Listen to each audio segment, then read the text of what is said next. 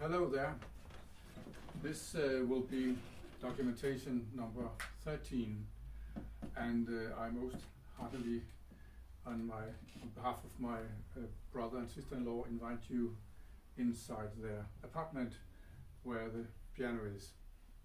And today I'll try to be as specific as I can in order to explain what's going on. Every time I make the decision of making a new one of these videos, I confront the demand from normal pianistic training that the least one could expect of this, if I'm going public with it, is that I am really able to play better and better, meaning more and more notes, precise. And a very good friend of mine suggested that I memorized at least one composition and tried to play that from beginning to end without stopping. The problem is that I cannot do that. And why am I doing this then? Well, here comes maybe a bit lengthy introduction, and you might be tempted to wind forward fast, but please don't, because I think it's important. As I've stated other videos earlier, in other videos, my ability to play the piano was taken away from me when I was 19. In those days I was able to play the guitar and the clarinet, and in those days I practiced on the guitar and the clarinet because it gave a result. So that when I played again quite difficult pieces on guitar, for example, I was able to play them after a short while. But with the piano it was different. That was not possible. It took me months and months of work to practice so that I could go through the initial test for the Royal Conservatory on clarinet with the piano as the second issue, what's called. And it happened, well, I made it. But then it was not possible for me really to be able to play, and gradually also my ability to play the clarinet diminished, and I barely got my exam from the conservatory.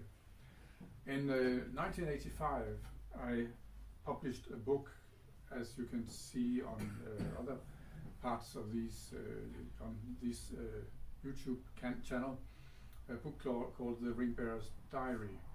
And this one I handed over to the University of Copenhagen in order to have it looked at and read and tried out as a thesis for a doctor's degree in psychology.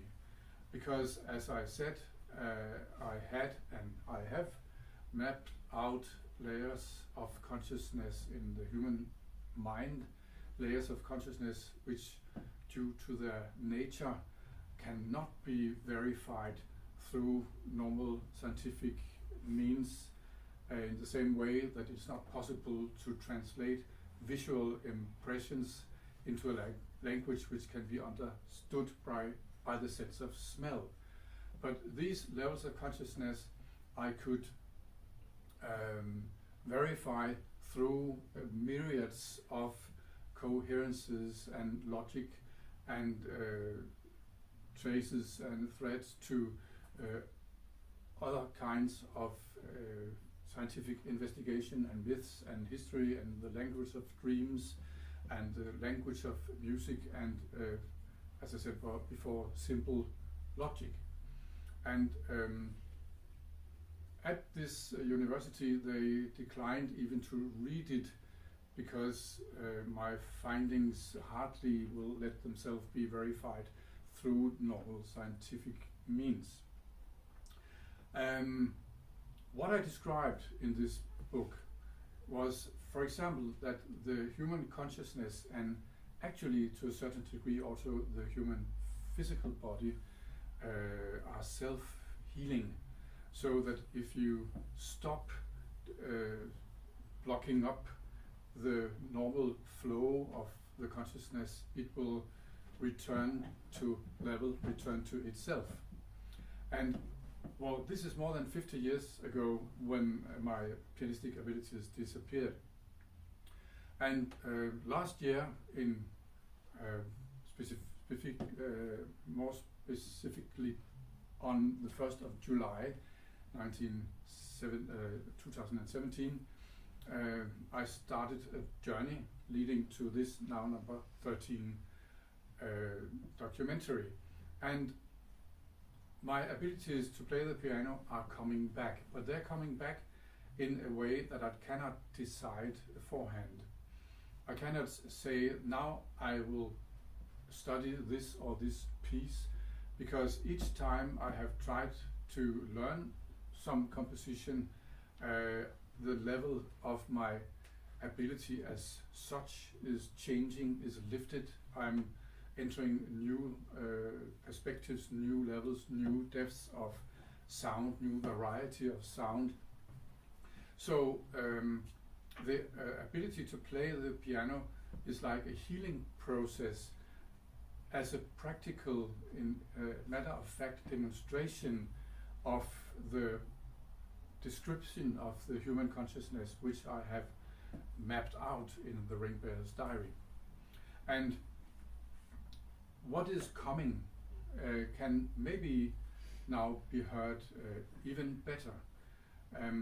As I see it, in a very short while I will be able to play everything, and with ease, and with enormous sound, and with a precision of expression, which is not only my expression, but my ability to hear what is in the music becomes better and better. So each time I make these videos, I have to cross a barrier, and it's very simple. What are they thinking out there when I tell this? And I've been through many variations of you cannot allow yourself to do it the way you want to do it. And this goes back more than 100 years back, for instance, where in Denmark and other parts of the world we had a lot of problems with music which were said to express some kind of emotions which were different from emotions from Beethoven and Schumann, so that Rachmaninoff and Gershwin and Richard Strauss and Wagner were very much criticized. And even today it is so that on the Royal Danish Conservatory, I just heard this story today, that such a thing as Rachmaninoff is considered film music and unserious music. I had the problem when I went to the conservatory that I wanted to play, let's say, the Mozart Clarinet Concerto my way, which really led to confrontation with my teacher. And I remember me saying something like, if I cannot play it the way I want to play it, I don't want to play it at all. And then he turned around and left the room. I can still see his back in my memory. And what I do here demands some kind of generously delivered enthusiasm from you out there in the world who accidentally or on purpose tune into this channel, because what I'm going to play today is actually some kind of jam session for a number of friends which are gathered here, but I really do want to show how and in what tempo my ability to play the piano comes back. And this is not about me, this is about the human consciousness, and this is about ways, paths, roads you can follow which are different from what one normally do. And as I tried to demonstrate the last time, something is happening with the sound, with my ability to create sound, volume and differences in sound.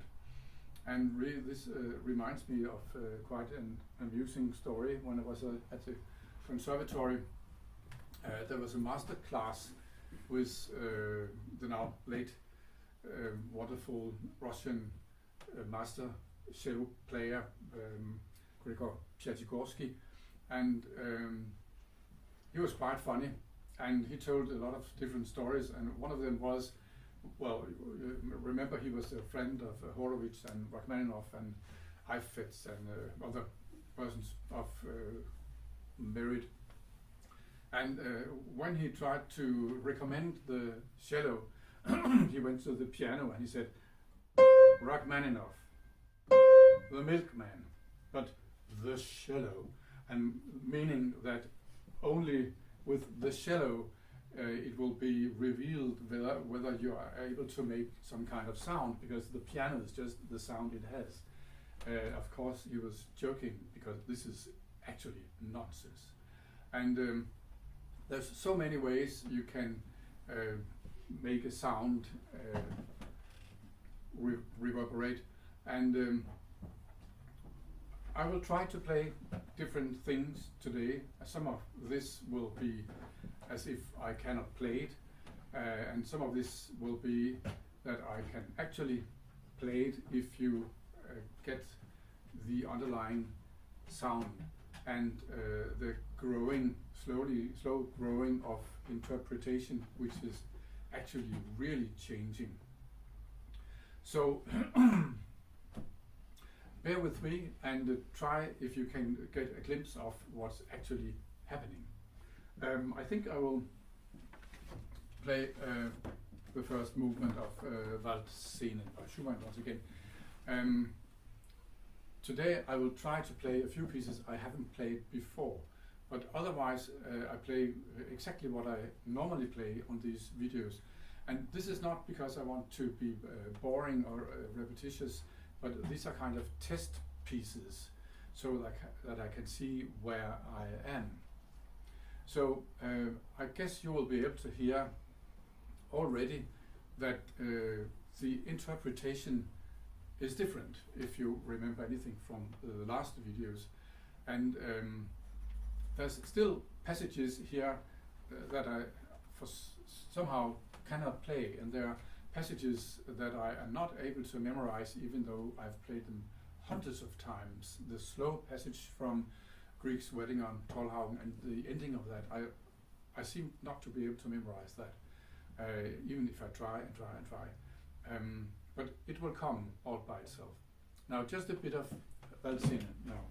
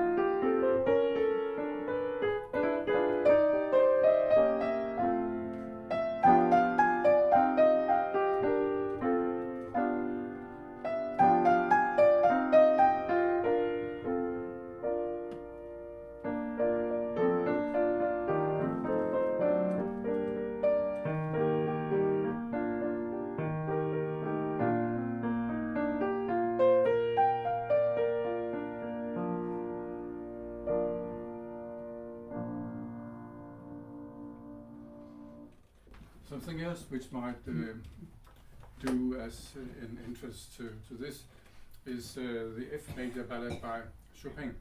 And in the slow beginning of this,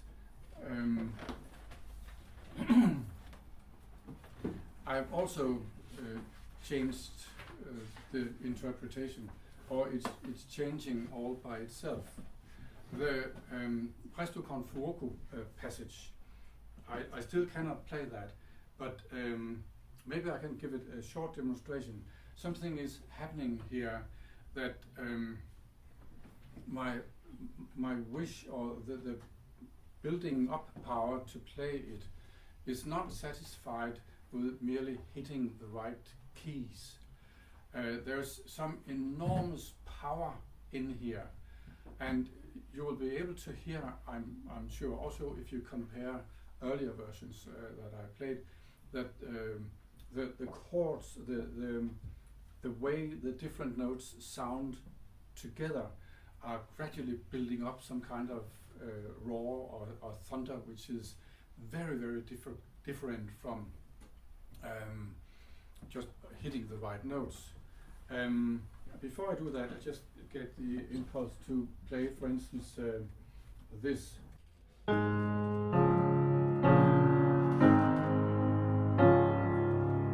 This is from the third scherzo. And earlier when I played that, I was not able to make this deep velvet sonority, which is actually the basic of these angelic sounds which comes afterwards.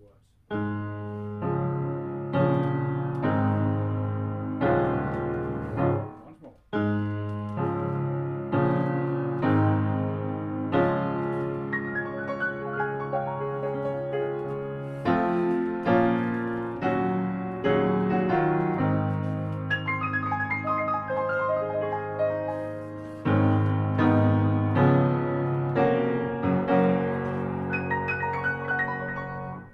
See, I can't do it when I said demonstrate it. I tried just once more.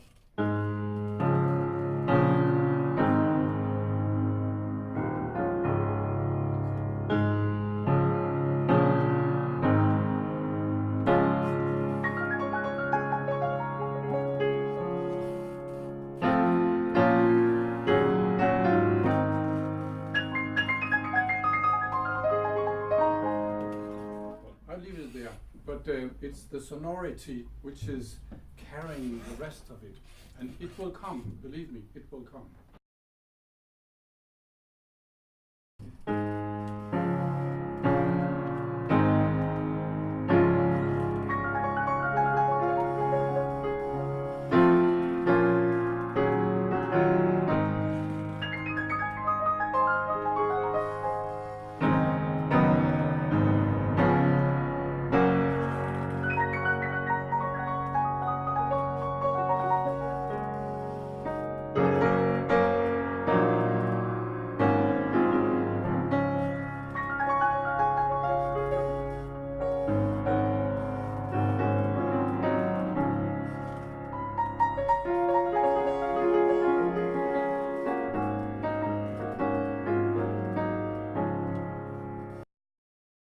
So in this Presto con fuoco, I'll just give an example.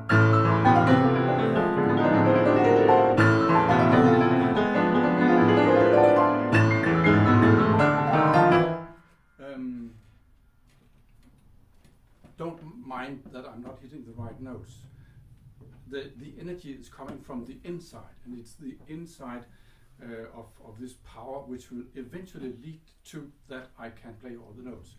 And when I can do that, this will really be worth listening to. But let me take that from the beginning.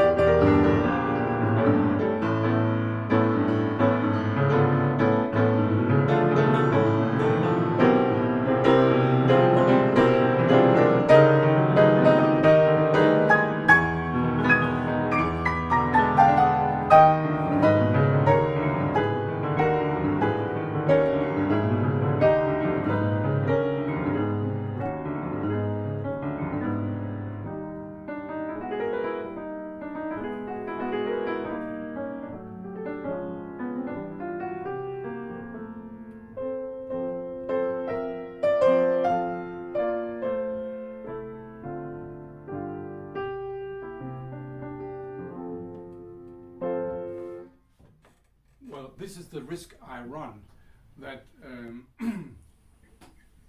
last time I played this, it's much better, but this time there's even more volume than the last time. So I have to play it from the beginning each time, so that when I play pieces I have already played and believe that I can actually play, then I have to do it from scratch. So much of what I'm playing today is as if I see it for the first time.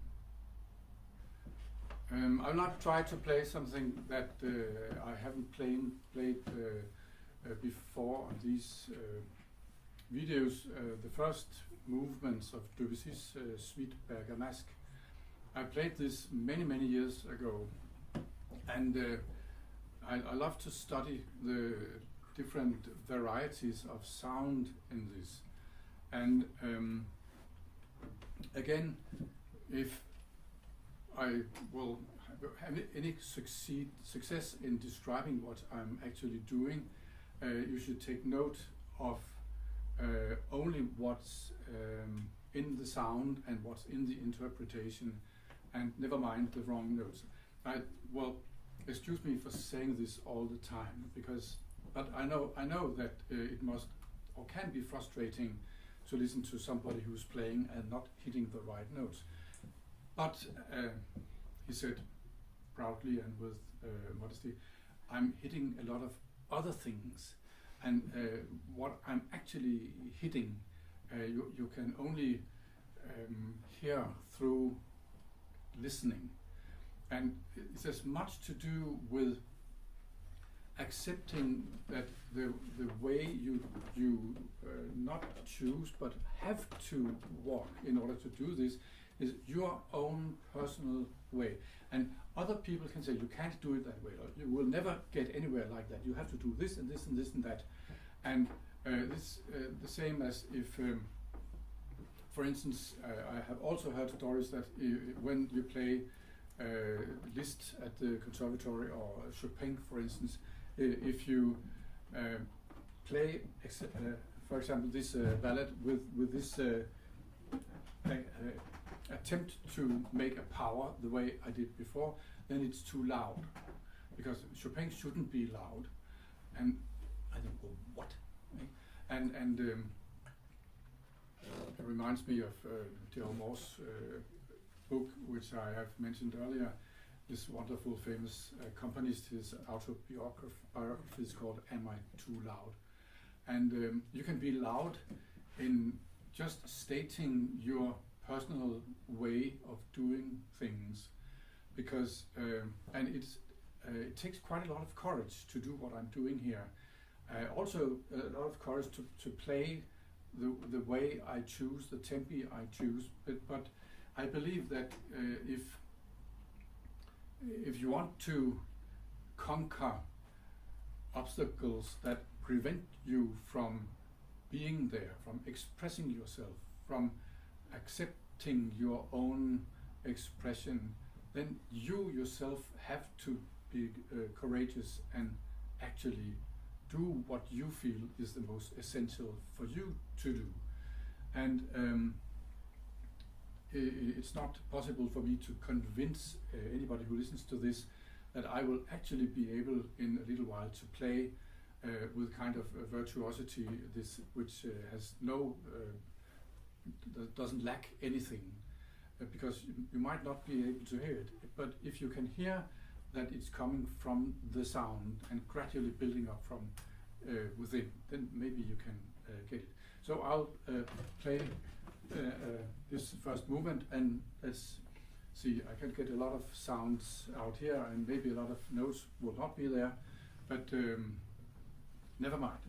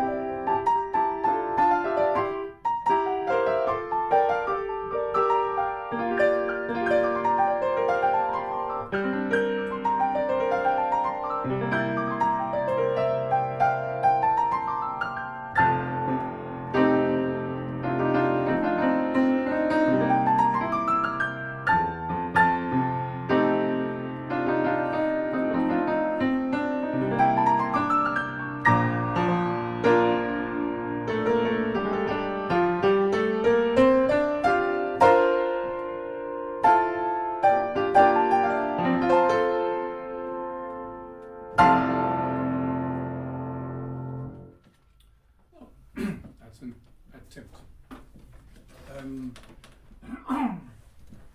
I will always also try now to play a bit of the Mozart G major sonata, because the change in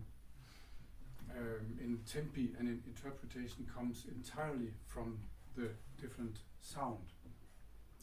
And also here the passages that I cannot play, but I'm listening to the growth in the expression.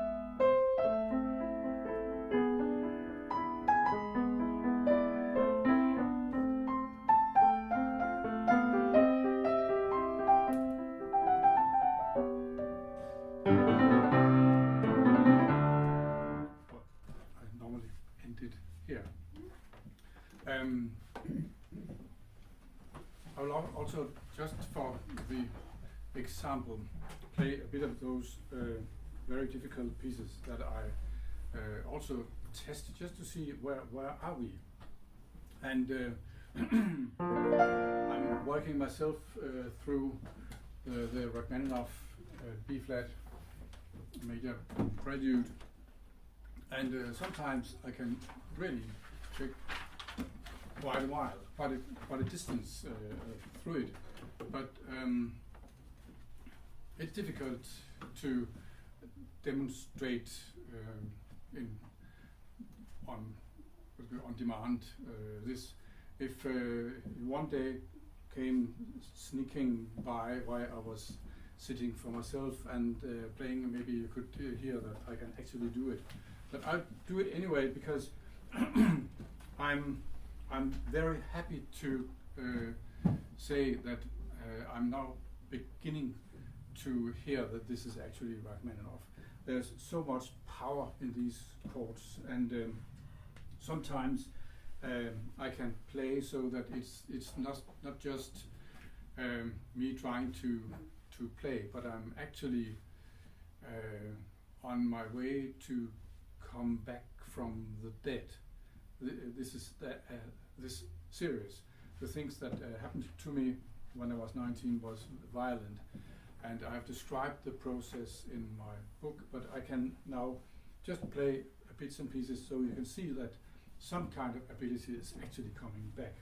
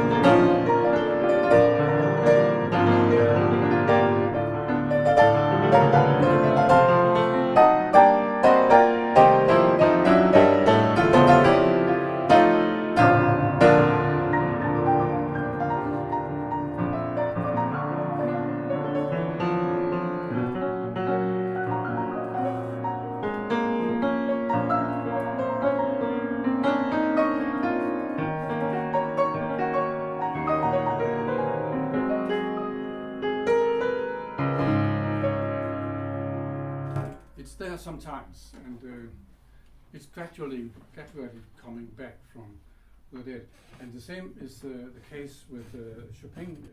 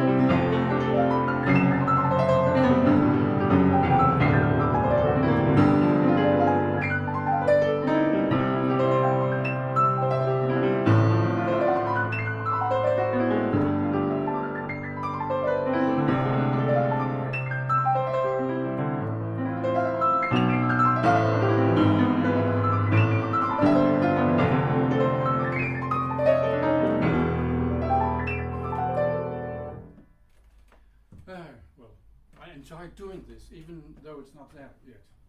And I'll also no video without the Liszt sonata.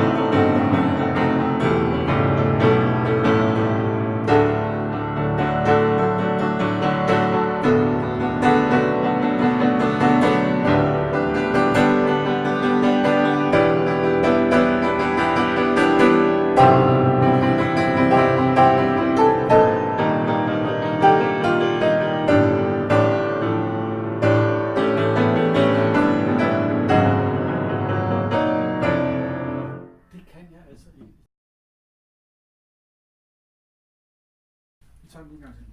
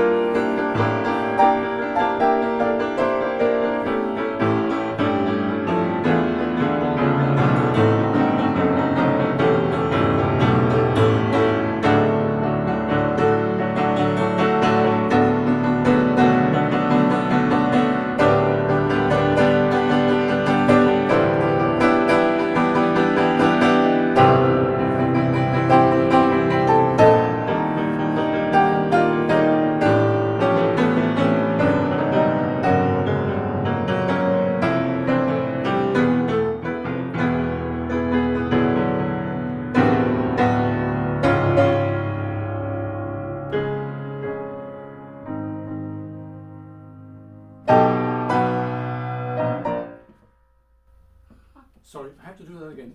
There's one place here which I can normally play, but now I can't.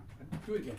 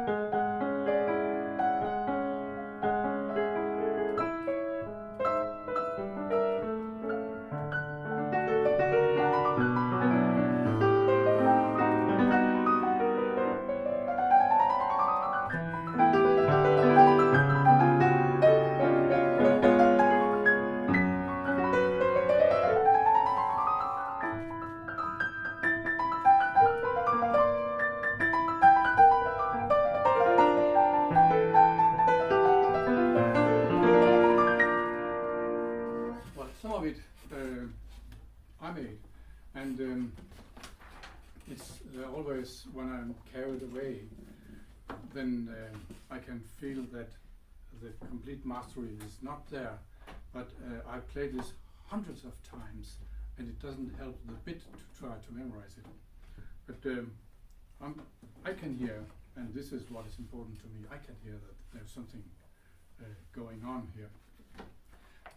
Just for fun, and we can cut it out if it's too impossible. I'll try to play a bit of the French Suite No. 1 by Bach.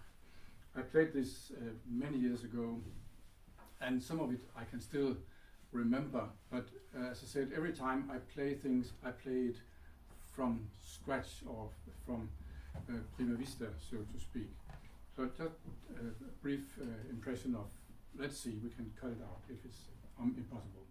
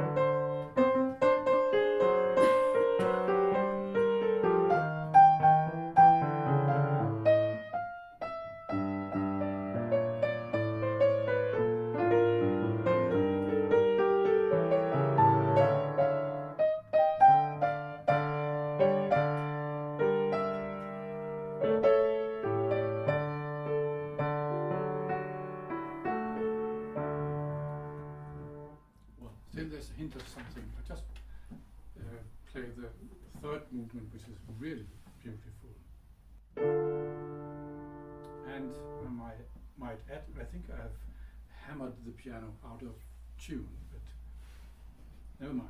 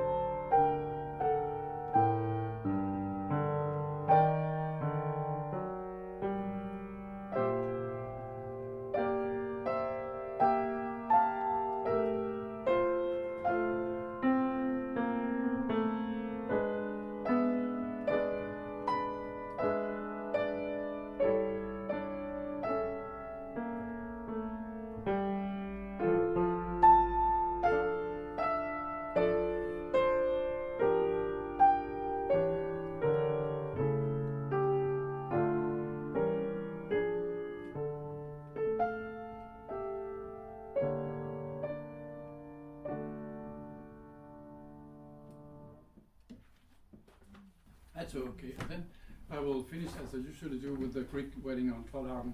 And again, this is test pieces.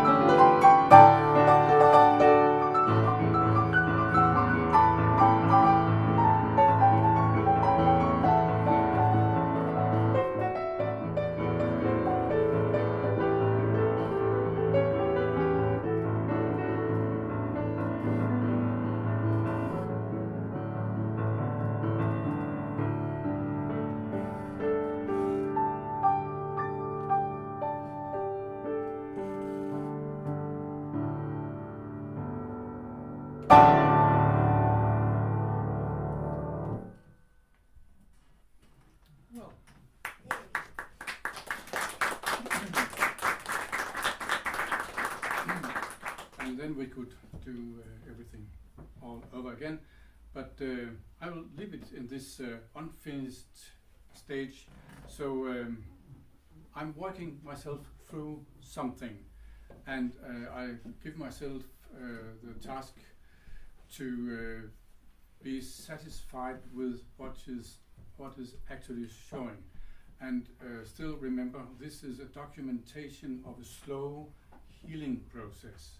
It's not a demonstration of how to be a pianist, because I'm not studying to be a pianist. I am already a pianist. I'm recovering, I'm returning from the dead.